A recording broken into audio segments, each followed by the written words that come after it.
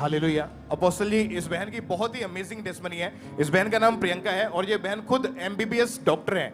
और अपोस्टल जी, जब ये 2025 में मई महीने में जब ये कनाडा गए तो वहां पर इनको एक बहुत भयानक बीमारी हुई जिसका नाम एक्यूट फेब्राइल एनसेफेलोपैथी ऐसा करके एक बीमारी का इनको रोग शुरू हुआ था, जिसकी वजह से इनकी ब्रेन में बहुत ही जो कंडीशन थी वो सीवियर हो चुकी थी और इसकी ऐसी हालत में व्यक्ति जो था वो पागल होना शुरू हो जाता है। जब दिसंबर 2024 में ये कनाडा से वापस आए तो वहां पर इंडिया में आते ही बहुत बीमार रहना शुरू हुए। मई 2025 में इनकी हालत इतनी ज्यादा खराब हो गई, इन्होंने एक इंजेक्शन लगवाया था, उसके बाद से इनको हाई ग्रेड फीवर 104 105 रहना शुरू हुआ। सिर के बालों से लेकर नीचे पैरों की तलियों तक इनको ऐसा लगता एक एक हड्डी में भयानक पीड़ा थी, चल नहीं पाते थे, सहन से बाहर थी वो पीड़ा और इनको लगता था कि इनकी नसें फट जाएंगी। पागलों के जैसी ये इधर उधर घूमना शुरू कर दिया इन्होंने और कपड़े तक भी अपने शरीर के ऊपर बर्दाश्त नहीं इनसे होते थे। इनकी भयानक बीमारी इतनी ज्यादा बढ़ चुकी थी कि जब भी ये इनको अटैक होता था उसके बाद दौरे पड़ने शुरू हुए। आप अपना नाम बताएं, क्या है? प्रियंका भट्टी। आप खुद एक एमबीबीएस डॉक्टर हैं जी पापा जी। और आपने अपने रोग का नाम क्या बताया कि केड़ा रोग सीगा और नाम किया ओदा इंग्लिश? पापा जी acute febrile encephalopathy. Acute febrile encephalopathy. Encephalopathy जी। ये क्या है एक्चुअल में? इस रोग से होता क्या है? सिम्टम्स क्या हैं इसके? इसके सिम्टम्स कैसे, ब्रेन स्वेलिंग होती है, बंदा लाइक कोमा में भी जा सकता है और एक घंटे बाद आपको सीजर पड़ रहे थे। जी बिल्कुल। और आपकी बॉडी के जो ऑर्गन्स है, किडनीज हैं, लंग्स हैं और जो ब्रेन है, इन तीनों ने काम करना बंद कर दिया था। हाँ जी। और आप हॉस्पिटलाइज थे? मैं हॉस्पिटलाइज थी। तो ये जो लोग सोचते हैं कि चर्च में अनपढ़ लोग जाते हैं, जिनको कोई नॉलेज नहीं होती, जिनको कोई मेडिकल की समझ नहीं होती, शायद उनके पास पैसा नहीं होता, वो हॉस्पिटल नहीं जाते और चर्च वाले उनको कोई पैरासीटामोल की गोली देकर ठीक कर देते हैं और फिर वो गवाही देते हैं। तो मैं ये बताना चाहता हूं, ये टेस्टिमनी जो हो रही है ये खुद एक एमबीबीएस डॉक्टर की हो रही है। इनके सारी रिपोर्ट्स हमारे पास हैं। हाँ जी। इनकी सारी रिपोर्ट्स डॉक्टर्स की, हॉस्पिटल्स की, यस पापा जी, एवरीथिंग रिकॉर्ड आपके पास है। यस।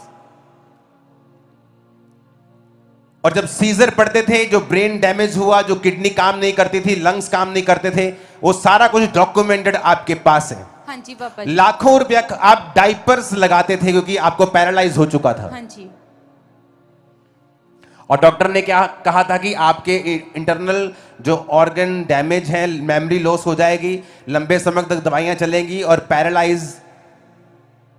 हाँ जी, ऐसे बोला था उन्होंने, बोला था कि आपका जो राइट साइड थी वो पैरालाइज थी, पैरालाइज हो रहे, अटैक आ रहे थे और आप उठने, और आपको डाइपर लगा के, मुझे डाइपर कौन लगाता था डाइपर? मम्मा आपको लगाते थे। आपके मदर आपको डाइपर लगाते थे। Yes papa. जब आप डेथ बेड पे थी, आपने लिखा आपकी माताजी बहुत रोती थी। हाँ जी पापा जी। लेकिन आपकी मम्मी एक बात बोलती थी कि मेरा धर्म बदल जाएगा। नहीं, मैं बोलती थी। आप बोलती थी? मैं बोलती। क्या बोलती थी बताओ। पापा जी, मैं 2023 से कनाडा गई। उसके बाद क्या हुआ कि मेरे को मतलब ये प्रॉब्लम स्टार्ट हुई तो मम्मा आपको फॉलो करते थे। मम्मा और पापा का बहुत विश्वास था। लेकिन कनाडा जो टोरंटो ब्रांच है, मैं वहाँ पे गई थी, 3 बार गई थी। वहाँ पे माहौल देख के मुझे ऐसा लगा कि ये जो परमेश्वर के दास हैं, ये सब कुछ ही क्रिश्चियन वाला करवा देते हैं। मतलब बच्चों के नाम, मतलब धर्म बदल देते हैं। हाँ जी, सारा कुछ क्रिश्चियनिटी में कर देते हैं। तो हाँ मुझे इस धर्म को फॉलो नहीं करना। हाँ जी, मैं बोलती थी कि मैं कैसे करूंगी, ये तो बिल्कुल ही मेरा रिलीजन चेंज हो जाएगा। तो मेरे को इतना पता था कि मेरे मम्मा की जो हीलिंग है वो प्रेयर माउंटेन से हुई है। मेरे मम्मा और मेरे पापा बहुत ज्यादा मतलब आप में बिलीव करते थे और परमेश्वर में बिलीव करते थे। आप एक एमबीबीएस डॉक्टर थी खुद।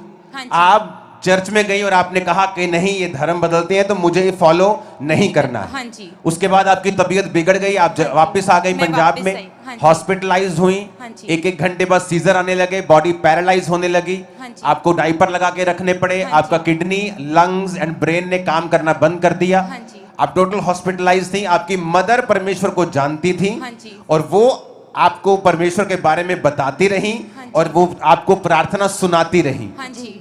जब आप हॉस्पिटलाइज थे तो कहां से फिर बदलाव शुरू हुआ कि आपने कैसे आपने हीलिंग को रिसीव किया? पापा जी जब मैं बिल्कुल ही बेहोश थी तो मेरे मम्मा ने ना आके आपके वचन जैसे सुन के आना, तो मेरे मम्मा ने मेरी बेहोश बॉडी पे आपके वचन डिक्लेयर कर देने, परमेश्वर का वचन जो मास प्रेयर होती थी, जो मास प्रेयर होती थी आपकी मम्मा आपने इन पे डिक्लेयर किए और इनको कोई होश नहीं थी? नहीं पापा जी, इनको कोई होश नहीं होता। कितने लाख रुपया इनके ट्रीटमेंट पे लगा है? पापा जी अभी तो कोई पता ही नहीं कि कितना पैसा लग गया, बहुत।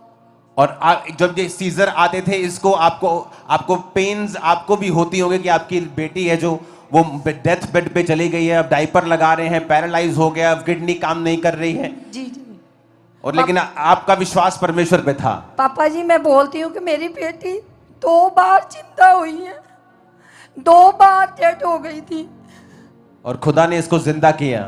पापा जी मैं बता नहीं सकती आपको कि डॉक्टर की टीम आती थी, ये कॉलर बोन है यहाँ पर, पूरी फिंगर ये पूरी डाल देते थे, बेटी को कोई होश नहीं था। जो कॉलर बोन में पूरी उंगली घुसा देते थे? हाँ कोई होश नहीं, और ये चीज दबाते थे इसको, कोई क्या पता चीज नहीं। दबाते थे? क्या ये नोज का दबाते थे। ओ, और फिर इसको जैसे सीधा लटाना, पूरी मुट्ठी बांध के इसके ये नाभि पे दबाना, किसको कुछ तो हो, मतलब कुछ कोई इसकी- पेन की सेंसेशन हो, लेकिन जी, कुछ नहीं होता था। नहीं कुछ नहीं होता था पापा जी।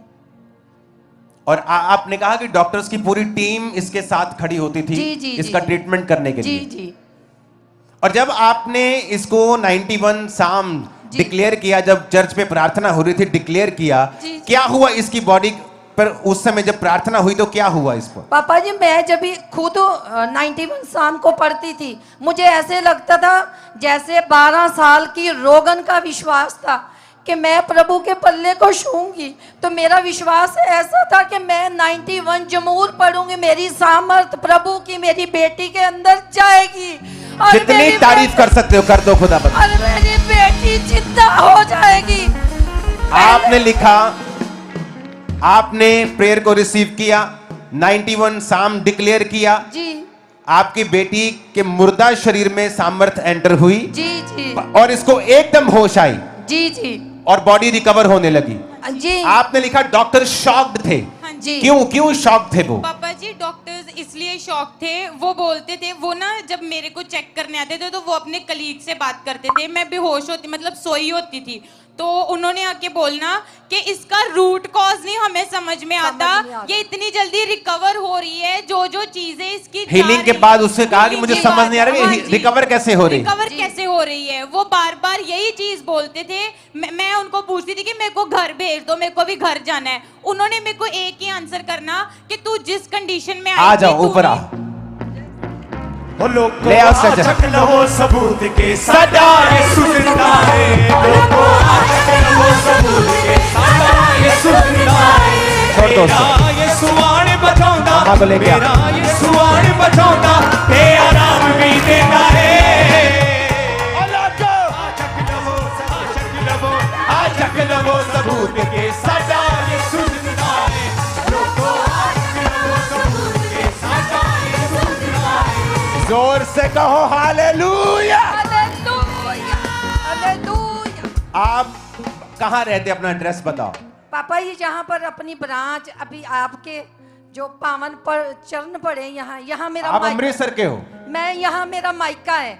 ओ, यहाँ आपका ये मेरा मायका मायका है। है। ओके, आपका नाम क्या है आप बताओ। मेरा नाम नीलम भट्टी है।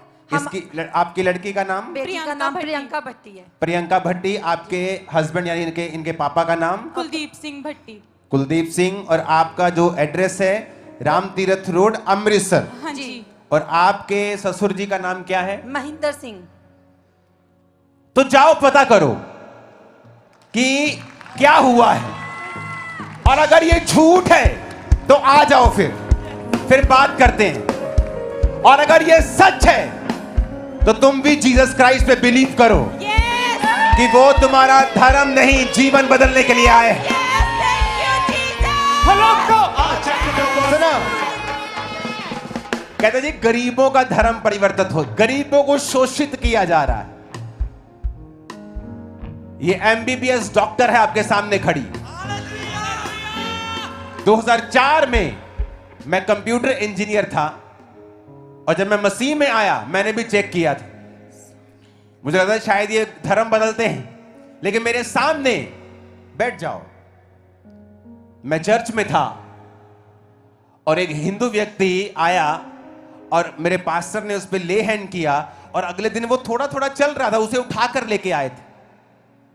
मैं शॉक्ड हो गया। मैंने कहा अगर ये झूठ होता तो मेरी आंखें धोखा नहीं खा सकती। मैं कंप्यूटर इंजीनियर पढ़ा लिखा हूं, क्योंकि मुझे भी यकीन नहीं था। अगर आप 2003 में इस अंकुर नरुला को बोलते कि चंग्याइयां होती हैं, मैं बोलता ये पाखंड है। इसलिए आज मैं विरोधियों पर गुस्सा नहीं करता हूं, क्योंकि कभी मैं भी उनकी जगह के ऊपर था, कभी मैं भी उनकी जगह के ऊपर था। अगर वो लोग मुझे मार देते मसीह को गाली निकालने के कारण, तो आज मैं लाखों को प्रचार नहीं कर रहा होता। अगर यीशु मसीह ने धर्म बनाना होता तो हम बोलते। कानून इजाजत देता है धर्म परिवर्तन की, लेकिन जीसस धर्म परिवर्तन करने नहीं आए हैं, यह भी सच्चाई है। नहीं तो जब मैं चर्च में गया होता वो मुझे बोलते कि अपने कपड़े, अपना नाम, सब कुछ बदलो अगर जीसस की चंगाई चाहते हो तो। उन्होंने पवित्र वचन मुझे दिया और कहा कि बेटा, जिस दिन बाइबल में ईसाई धर्म नाम का शब्द मिलेगा, तुम बाइबल पढ़नी बंद कर देना। आप यीशु मसीह को छोटा करना चाहते हैं धर्मों में बांटकर। वो धर्मों में बंटने वाला परमेश्वर नहीं, उसने पूरी जगत की उत्पत्ति की है, यूनिवर्स की उत्पत्ति की है। वो छोटा परमेश्वर नहीं। तारीफ करो इस टेस्टमनी के लिए जोर से।